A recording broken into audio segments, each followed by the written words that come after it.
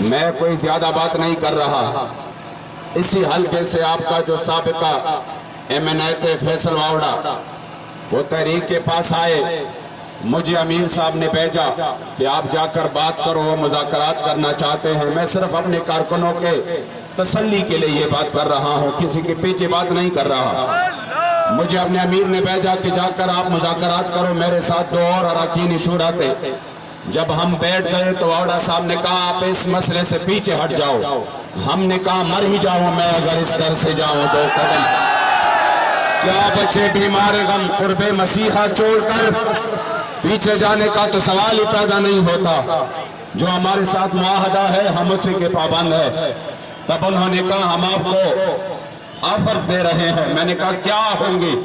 کہا ہم آپ کو بڑے پیسے دے رہے ہیں، یہ جا کر اپنے کارکنان کو دے دے، اس پہ آپ مساجد بنائیں، مدارس بنائیں، اپنے شہداء کو دے، اور اس کے ساتھ ساتھ آپ کو سینٹ کی ٹکٹ بھی دیتے ہیں، نہیں سینٹ کی سیٹ بھی دیتے ہیں. جا کر آپ سینٹ میں بھی پہنچ جائے. اور آئندہ کے لیے جو بھی حلقہ ابھی سے آپ منشن کریں کہ ہمیں یہ حلقہ چاہیے، تو جو شورٹی آپ چاہتے ہیں وہ ہم دینے کے لیے تیار ہے.